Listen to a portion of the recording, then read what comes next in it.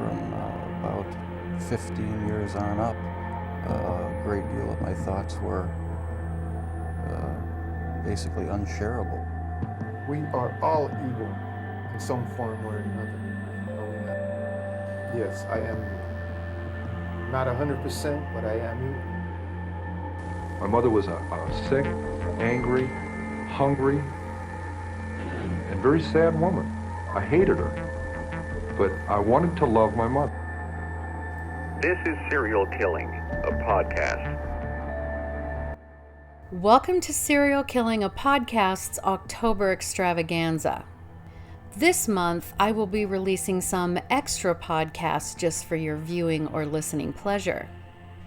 Some will include our most beloved horror movie villains, and we will also have killer moms and some strange tales. So if you are enjoying these for October or have a particular favorite, let me know. Like, share, subscribe, all the stuff. Thank you so much.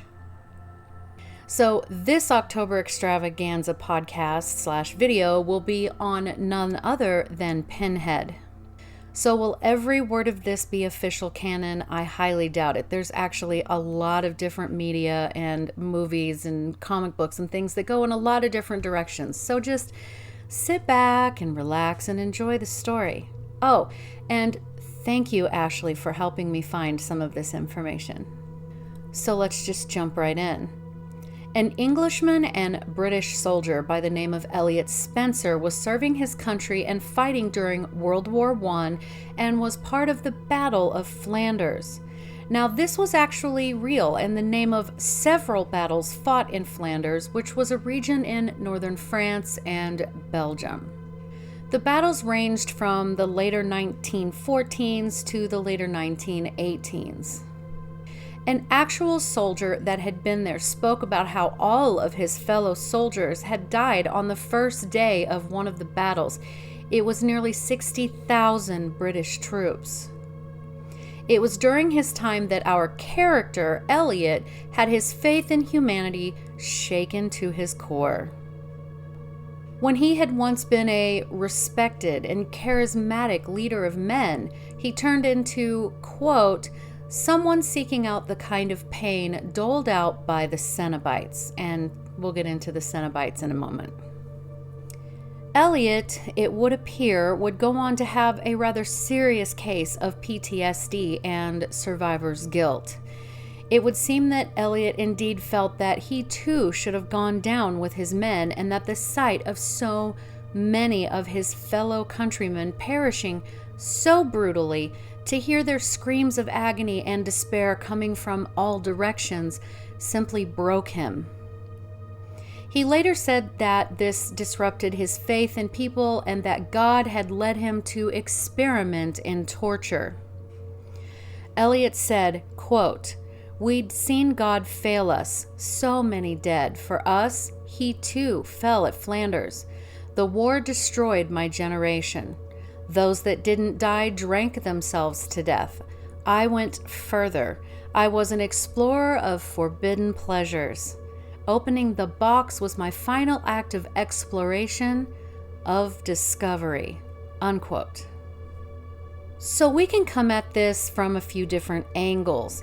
But soldiers that have seen the very worst of war and have severe PTSD and survivor's guilt experience recurrent, unwanted, and distressing memories of the traumatic event, reliving the event as if it were happening again, which we usually call flashbacks, upsetting dreams or nightmares about the traumatic event, and severe emotional distress or physical reactions to something that reminds you of that traumatic event.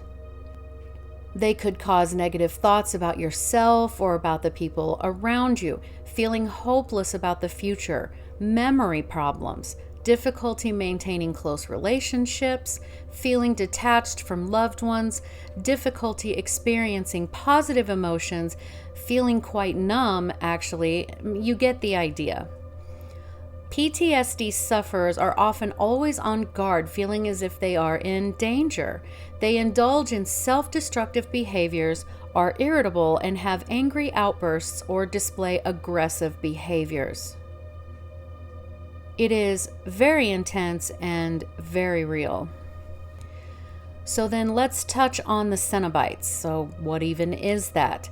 Fans of the universe know, but for those that don't, they are defined as, quote, explorers in the future regions of experience, demons to some, angels to others, unquote. They are extra-dimensional beings, sometimes also referred to as, quote, the surgeons.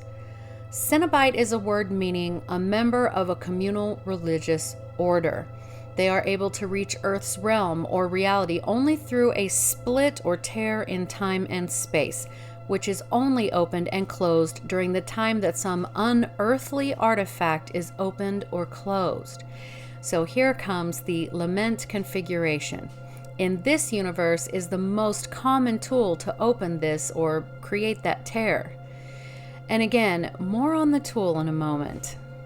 According to the Hellraiser wiki, the Cenobites vary in number, appearance, and motivations, which can all change between the films, books, media, what have you. But generally, they all have disturbing mutilations and body modification type piercings all over their bodies. And though the term, quote, hell is thrown around a lot, they aren't actually associated with any traditional Christian or other, quote, depiction of damnation, demonic nature, or be of infernal origin, unquote. They display a depraved indifference or lack of empathy toward all of their victims. It is thought that they manifested as devoted followers of a supernatural hedonism with unorthodox definitions of pleasure, being that there are two forms: the expansion of sensation to an extremely painful point of sensory overload, and the enduring excruciating pain through incessant tortures that transcend traditional laws of physics. Again, this is a direct quote from the Hellraiser wiki. Now, the Cenobites don't actually outwardly show morality or immorality, just a deep devotion to their actions. Depending on what medium you watch, read, etc., they all were once humans who then became Cenobites by the supernatural power native to their own personal dimension that they had originally come from. And also more on that in a bit as well. So, the dimension that the Cenobites themselves reside in is described as a massive labyrinth looking very much like M.C. Escher's relativity lithograph. It's the drawing of stairs going in many directions to doors that the laws of physics could not possibly follow. I'll leave a link to a site where you can see the picture. It'll be familiar when you see it. Now, in the center of this labyrinth is the levitating Leviathan, who is described as, quote, the god of flesh and desire, unquote, is the ruler of all of the dark arts. It is a gigantic, rotating, kind of metallic shard that shines a black beam of light, and if someone comes into contact with that beam of black light, they will see and feel all of their sins and wrongdoings. Some believe Leviathan is a fallen angel from the Christian Bible, but according to legend, it actually existed long before there was any sort of life, and once was officially created, no matter the realm or dimension, nature and chaos sort of exploded, spilling over into the Leviathan's perfect order. This allowed the new, quote, life to rupture through the walls of this dimension, thus giving birth to that cold and dark labyrinth. So to try to recap, I know it's a lot. The Leviathan is the lord of the labyrinth and is the master and creator of the Cenobites and uses whatever supernatural force can work in whichever dimension to change people into Cenobites, okay? Stick with me. Now back to our dearest and broken Captain Elliot Spencer. It is said that he again was completely traumatized from the gory, bloody, and horrific spoils of war and began to wander India to, quote, fulfill every carnal desire he could think of. He indulged in sex and violence, and once he had gotten his fill of that, he discovered the Lament Configuration. Now this, of course, is the famous little cube puzzle box. The Lament Configuration is actually a collection of puzzle boxes and the one used primarily in the Hellraiser movies, and it's Le Marchand's box. The Lament Configuration is actually a collection of puzzle boxes, and the one used primarily in the Hellraiser movies is called Le Marchand's box. These puzzle boxes are a mystical and mechanical device that acts as sort of a key to the door between however many dimensions and the labyrinth where the Cenobites are. Solving the box connects the realms, and beings can travel in either direction across the schism or tear in space and time. To Christians, this puzzle box might, let's say, open a portal to hell if you'd like to look at it that way. These boxes were created by a character named Philip Le Marchand. Now, he has a couple of backstories, but for this story, he was a young and ingenious toy maker known for his intricate mechanical designs. He built the puzzle boxes that were meant to reveal deeply held secrets or satisfy dark desires for anyone who could solve them. The Lament Configuration was commissioned from Le Marchand by an aristocrat in 1784. This aristocrat was completely obsessed with dark magic. The aristocrat had previously, with the help of a servant, murdered a woman, removed all of her insides out of her body, including every bone, leaving just a sort of skin sack, if you will. Then the man used the Lament Configuration to summon a demon princess and offered the skin suit for her to use. So the box itself can be best thought of as sort of a Pandora's box. It appeared as an antique black lacquered puzzle box, and the detail and craftsmanship were most impressive. But never forget that it is a complicated puzzle box that is not easily solved. Apparently, there is also music that can come from within the box as the person sits, running their fingers over and around the box, trying to figure out how to open it, not knowing what faces them once they do. It has been noted that it is thought that if some boxes open a portal to hell, or whatever you want to call it, other boxes might open a portal to heaven. Elliot found the Lament Configuration and sat on the floor in a sparse bedroom of sorts, also working his hands over the sides and decor of the cube. Once he realizes he is beginning to solve the box and it finally opens, he creates that sort of tear in the space-time continuum, and thus his transformation begins. The Leviathan uses the supernatural force of an earthly old Aztec god, Xipa Totec, to pull Elliot in. Now, this was an agricultural god associated with the rebirth of the spring season and was known to cut off some of his own flesh to feed humanity. He was also known to wear the skin of a human victim, which was the, quote, new skin that covered the earth in the spring. So just as Elliot is carefully peering within the box, these chains burst forth with what looks like fishing hooks on the ends. They grab his flesh through his shirt and they are ripping at his skin. He screams in horror and agonizing pain as he is pulled into the labyrinth. His hair is removed, a grid cut into his scalp and face as nails are hammered at every cross point. His skin turns very pale white, and he is still screaming in agony. Then once the process is done, Elliot, who has now been turned into who we know as Pinhead, can be heard quietly saying, quote, the suffering, the sweet suffering, unquote. His transformation into the Cenobite, Pinhead, is now complete. Pinhead is the leader of the Cenobites, the priest of hell, or the pope of hell, if you will. Now, Pinhead actually calls himself a, quote, explorer in the further regions of experience, unquote. In his new form, as I said, Pinhead is ghostly white, his face and head covered in nails on a grid pattern. He wears a black robe of sorts, but it appears to be made out of leather and is skin tight around his torso. There are holes around his pectoral region and another long and narrow one down his abdomen. And Pinhead is seriously into BDSM, which means bondage, dominance, and sadomasochism. Now, interestingly, Pinhead, unlike his horror villain counterparts, is actually quite articulate and highly intelligent, though at times he does mourn the futility of his own existence. Pinhead also has an entourage of other Cenobites who love nothing more than to prey upon those with, quote, enough lust to call out to them, unquote. His group is referred to as the Order of the Gash and describe themselves as explorers in the further reaches of experience.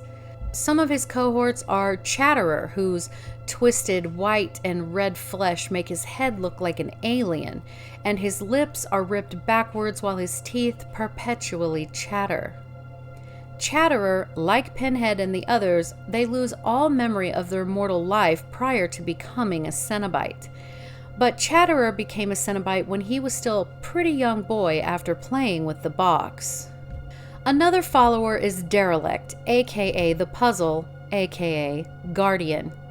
It acts as the protector of the Lament Configuration box, ensuring it never comes into any danger. And then there is the one only referred to as Female Cenobite, who was once a beautiful woman before discovering the forbidden temptations of that box.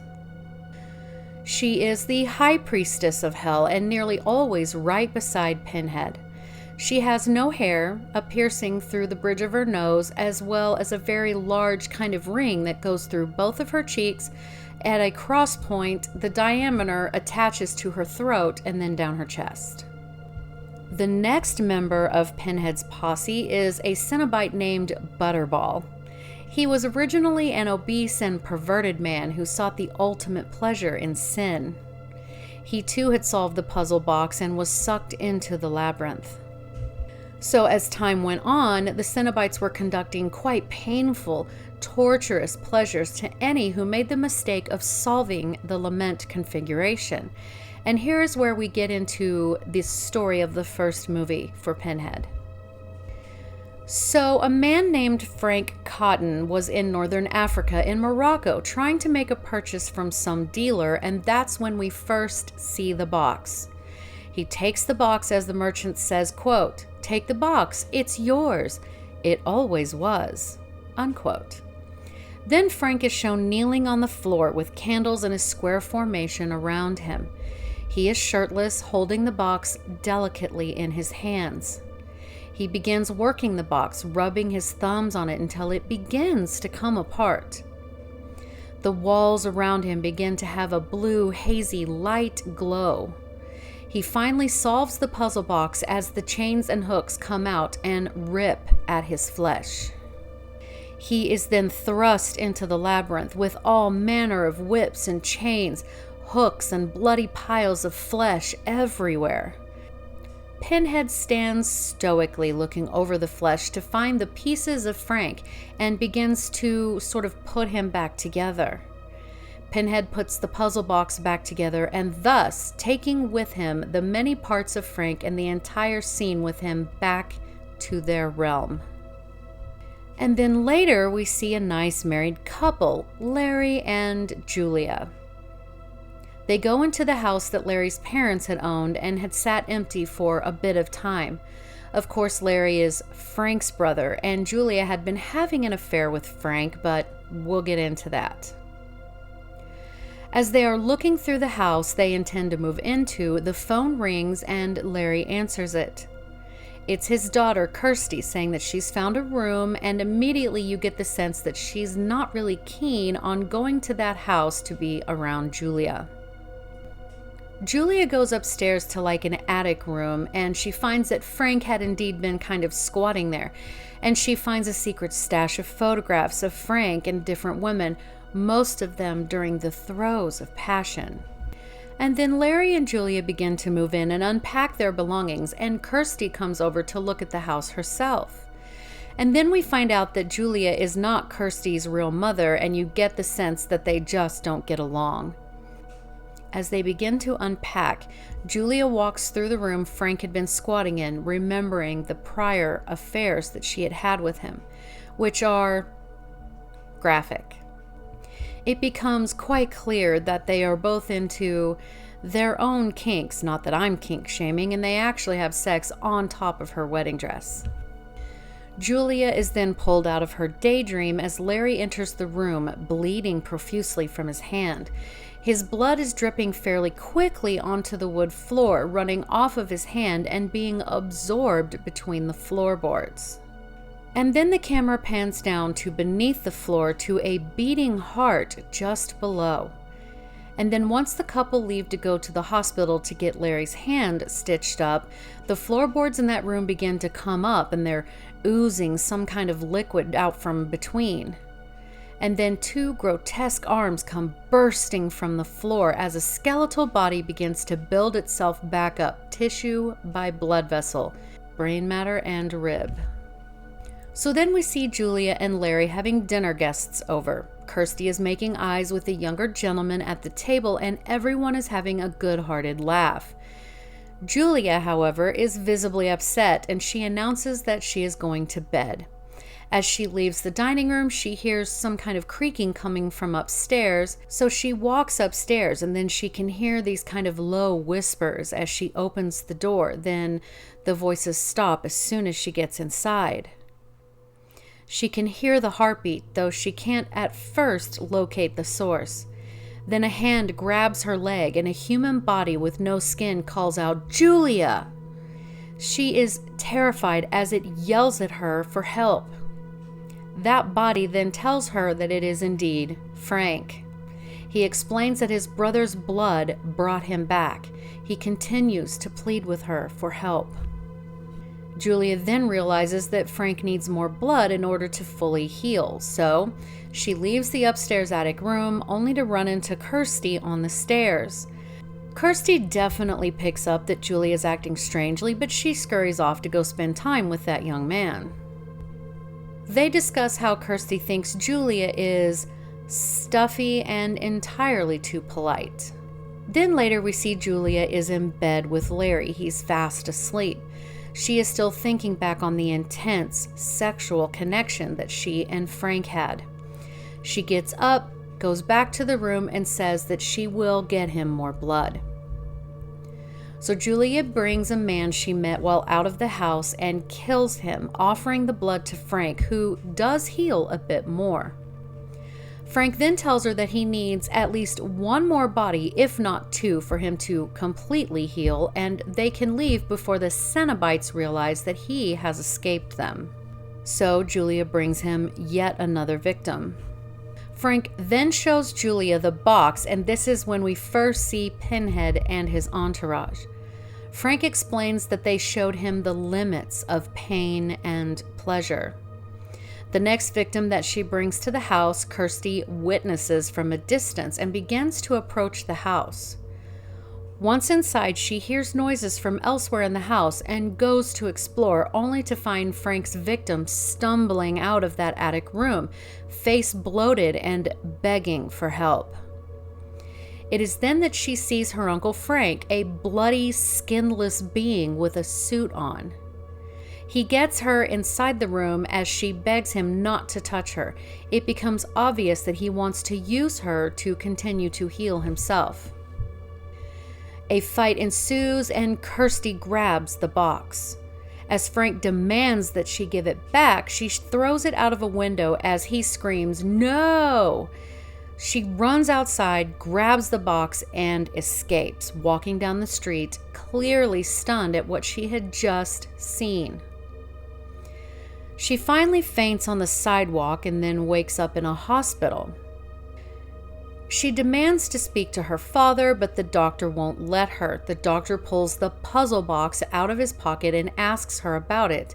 He then sets it on the sort of rolling table tray and leaves the room. She's curious and begins to hold the box, like running her fingers over the intricate designs on the sides. A part of it then begins to come apart or open, and then a small blue lightning bolt shocks her hand, just as the very walls of her room break open. She walks toward the opening to see a very long and dark corridor. Cautiously, she steps past the threshold and enters. The walls are red with dried blood, and she can hear a child's screams. Then she is faced with a Cenobite running at her down the corridor, its body twisted and mangled and arms splayed and head coming from the bottom of the body. She narrowly escapes back into her room and the wall is closed, though she can hear the creature just on the other side. Then her room begins to go dark. The subway tiles on one wall begin to steam. She is trapped in the room. Blood is running down the walls, and then we see Chatterer walking toward her in his black leather robe. Pinhead and Butterball then appear. Pinhead says, quote, "The box. You opened it. We came." Unquote. She screams, "It's just a puzzle box." Pinhead replies, quote, "Oh no, it is a means to summon us." Unquote. She pleads for the Chatterer to release her. Then the female makes her appearance. Pinhead states, quote, "Oh, no tears, please. It's a waste of good suffering." Unquote. This is when she tells the Cenobites that clearly Frank has escaped them, and at first they are skeptical. She tells them she will take them to him. Pinhead states that if she lies to them, quote, "will tear your soul apart." Unquote. So back at the house, Julia lured Larry upstairs, and though we don't see it happen, we do see Frank come down fully healed, only he's wearing his brother's skin. Kirsty ran to the house and beat on the door, and Julia let her in. She demands to see her father, and when she does, she leaps into his arms, not knowing that it's actually Frank. Julia takes Kirsty upstairs to show her, quote, Frank's body, where she shuts her in the room. And now Pinhead, along with his gang, appear in the room as well. Pinhead exclaims, quote, "We want the man who did this," unquote, and he's referring to the fleshy skeleton on the floor that is Kirsty's father. Kirsty runs out of the room, downstairs, and begins to realize that the man saying, quote, "Come to daddy," is really Frank, and she claws at his face, like ripping the flesh. Frank went to stab Kirsty, but accidentally stabbed Julia instead, killing her. He then goes upstairs to locate his niece. They wind up back in the attic room where Pinhead and the group appear from the shadows. The chains from the labyrinth come bursting forth as the room transforms into a torture chamber. Pinhead tells Kirsty, quote, "This isn't for your eyes," unquote. A chain grabs Frank by the hand, pulling him away from Kirsty. More and more hooked chains rip at Frank as he says, quote, "Jesus wept," unquote. Kirsty leaves the room. She finds Julia's body where the box is in her hands, and Kirsty grabs the box, beginning to work the puzzle. Pinhead appears behind her and says, quote, "We have such sights to show you," unquote. She screams at him to go to hell and puts the box back together, sending Pinhead and his cohorts back to their own dimension. Kirsty goes on to drop the box into a fire, hopefully destroying it, where it is saved by a homeless man who catches fire and becomes a flying skeletal demon type thing and flies away with it. We then see the box again on a tabletop in Morocco, where the dealer is about to sell it to yet another man. So there are more movies along with comics and other forms of media that further tell Pinhead's story. I have always absolutely loved this character, and the actor who portrays him did an excellent job. I hope you enjoyed this story. Have a good evening.